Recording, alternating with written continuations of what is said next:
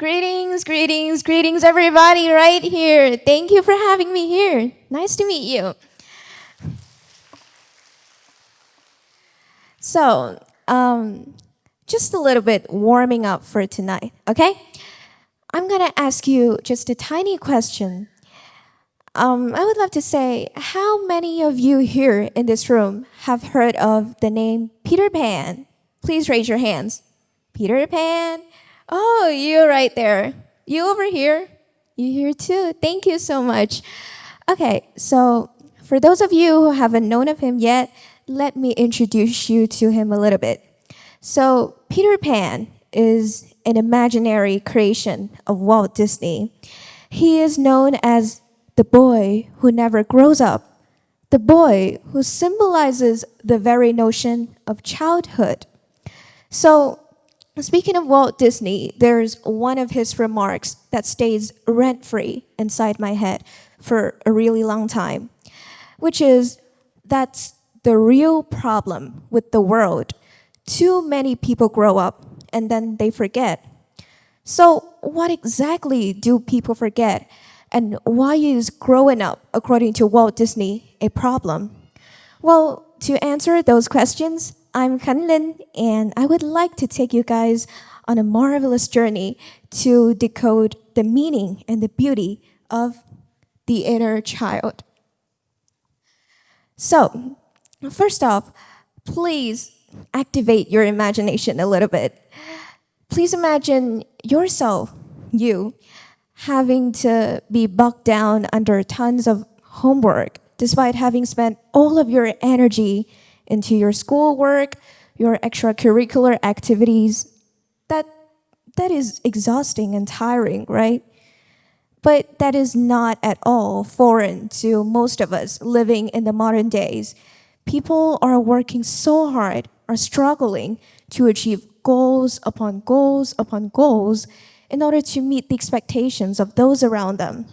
And I am not an exception. I always have to study so hard, study day and night and day and night, just to meet the expectations of my teachers, my friends, and my family, being a gifted student of English. That is tiring. And when everything gets too overwhelming and too exhausting, I just stopped and constantly asked myself, is that okay? Is that okay if I just keep plunging ahead without ever looking back? I believe that those questions once occurred in the mind of so many people around me, and some of you here in this room, right? Okay, so why is that? Why are people always struggling, always working and striving and struggling, consciously, unconsciously neglecting what has been breathing quietly inside each and every one of them? What is called the inner child. The inner child seems like a foreign definition to some of you. But first of all, let me tell you a little bit. Please nod your head. Give me a tiny nod if you know some of the names as follows. Do you know Macaulay Culkin, the boy from Home Alone? Do you know Shirley Temple? How about Michael Jackson? Okay, thank you. So those are the people whose childhoods are completely taken away from them for the sake of early career success. Those are people a lot of people know, but that's a little bit too far-fetched. I want to take you back to something more familiar, at least to myself. I want to tell you a small story of one of my biggest inspirations, my uncle.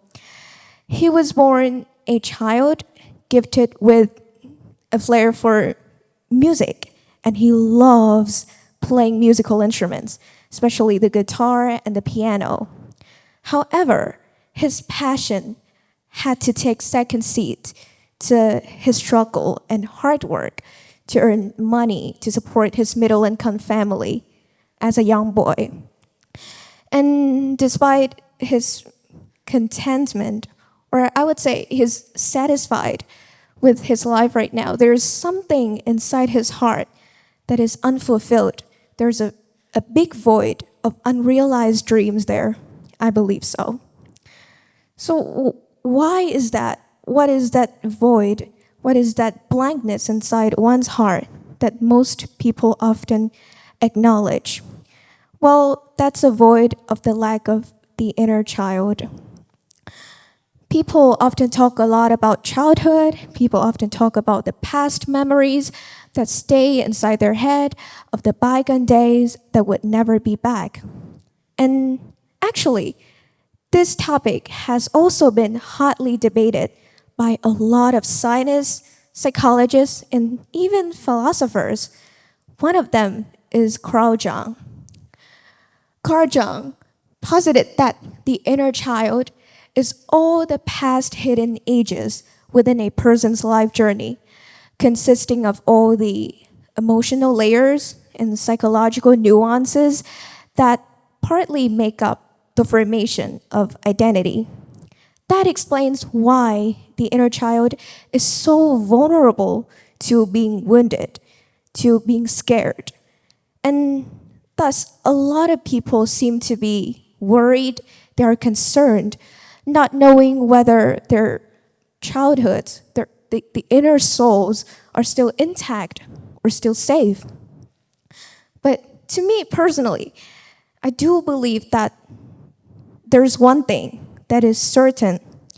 It is that the inner child has never disappeared. It has never gone away, but it is just waiting, waiting and waiting. Waiting for a bosom to nestle in, for a hand to pat away all the pain, and for a blanket to cover it with comfort and love. There's a lot of ways to embrace the inner child. Many people may say that, oh, you have to entertain yourself with Lego or Barbie to feel like a child, or you have to sing Baby Shark do do do do do just to be like a child, a boy or a girl. But to me, that's a little bit forcible. That's a little bit intentional, right? To me, embracing the inner child is just normally and naturally integrating all the simple joys and pleasures that make you happy into your life, into all the journeys that you go through and all the paths that you set foot on. Let me give you another mini story, this time of mine. I used to take part in the national English competition just last year, 6 months ago. And in the process, I was very stressed. I was even depressed. I was, snowed under with tons of homework and expectations of everybody around me. And sometimes things got overwhelming, things got exhausting. And what I did was that I just lay down in my bed, opening my small sketchbook from when I was like 7 or 8. I looked at a lot of sketches and drawings that I considered ugly. But that was so relaxing to the point that it made me feel calm and peaceful. And I was like energized by some invisible power to keep going. I don't have the exact images here of the drawings that I told you, but you can just see that I draw Harry Potter's with eyes like those of a fat green frog, or Michael Jackson with eyebrows like two black worms kissing each other. That's how it is. But as I said, those are the things that are so relaxing and calming and made me feel confident that I could find a piece of myself, and that was really what pushed me to go on. So what I want to say is that you don't need to appear mature. You don't need to appear like a grown-up. Sometimes finding back to how we were in the past, how childlike we were in the past, we can find a lot of extraordinary things to keep us go on. Be it singing alone in the shower to your favorite songs, staring mindlessly at the sky, or doodling on the canvas with your mind wandering in some Neverland. things like that. And you know what? There's one thing that I really want you to take away when you hear me talking here is that the inner child is not something that would vanish at a certain age, but it is actually our soulmate that makes every moment feels eternal.